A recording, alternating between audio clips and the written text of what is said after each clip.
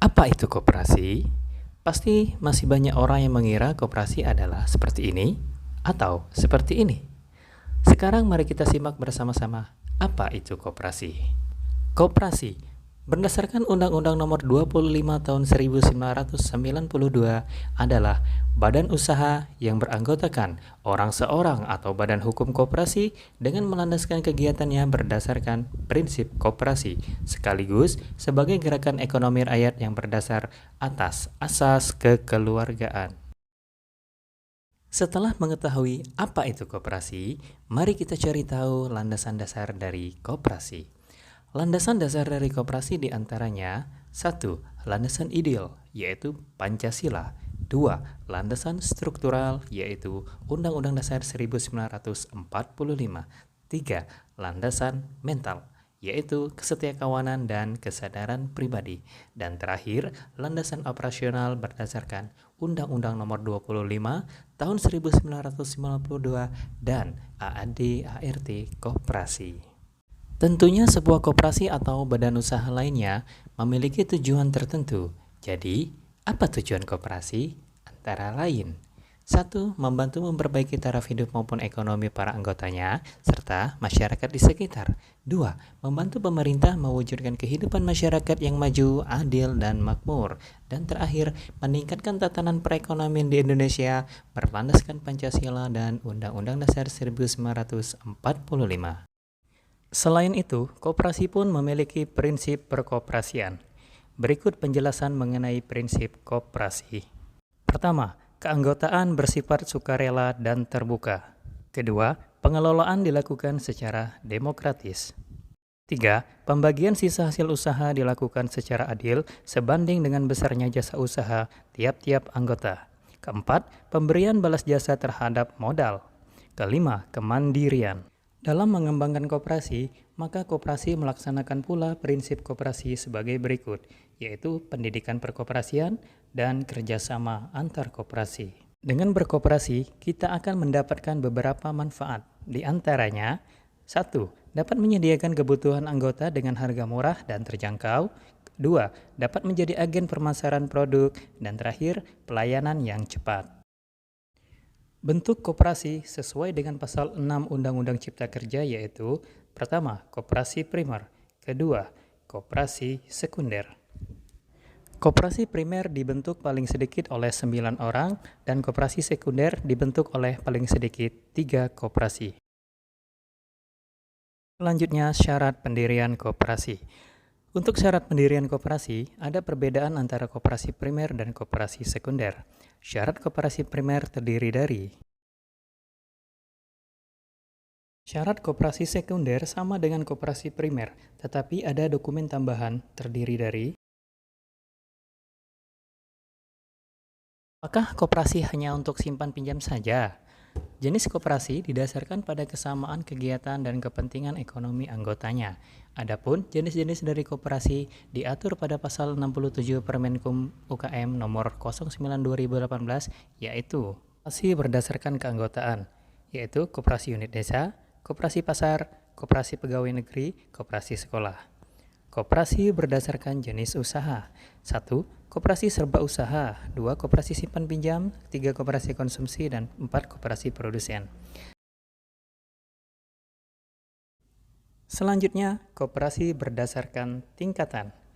Ada koperasi primer dan juga ada koperasi sekunder seperti yang telah dijelaskan. Mari kita simak mengenai status badan hukum koperasi berikut.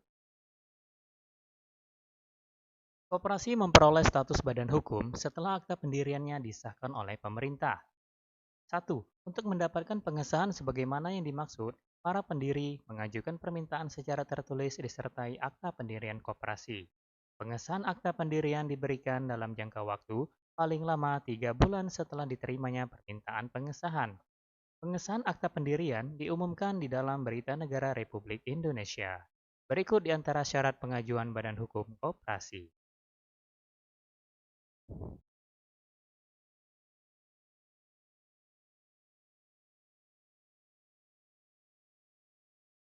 Selanjutnya, koperasi pun memiliki unsur-unsur perangkat organisasi, di antaranya: 1 rapat anggota, 2 pengurus, 3 pengawas.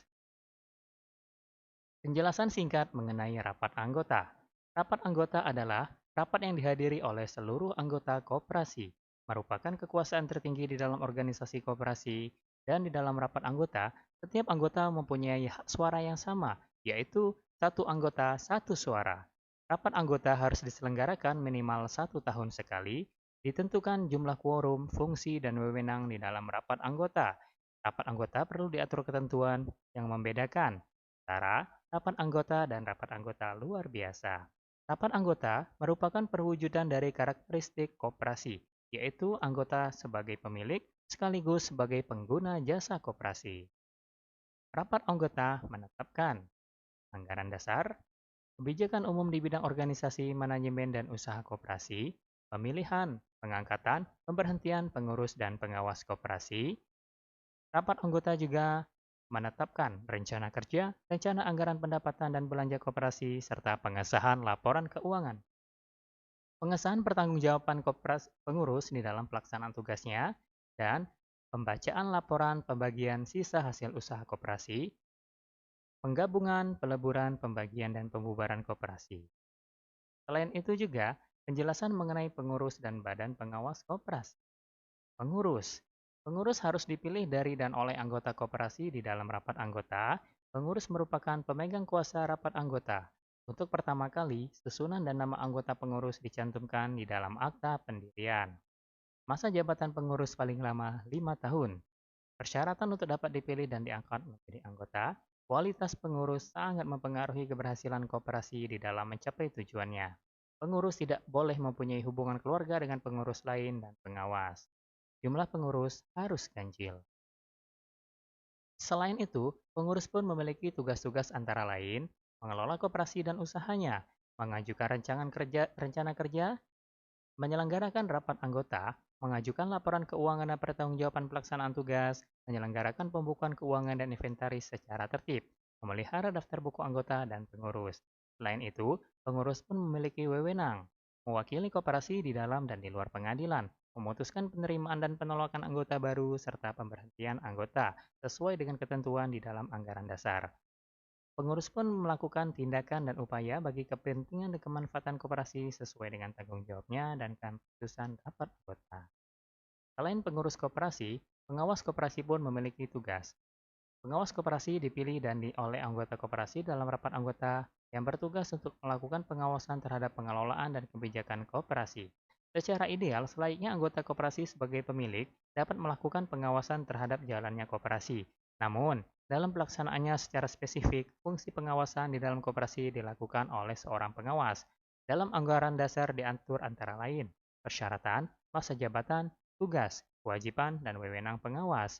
Pengawas pun memiliki tugas, yaitu melakukan pengawasan terhadap pelaksanaan kebijaksanaan dan pengelolaan koperasi, dan pengawas pun membuat laporan tertulis tentang hasil pengawasannya. Pengawas pun memiliki wewenang meneliti catatan yang ada pada koperasi, mendapatkan segala keterangan yang diperlukan, dan pengawas harus merahasiakan hasil pengawasannya terhadap pihak ketiga.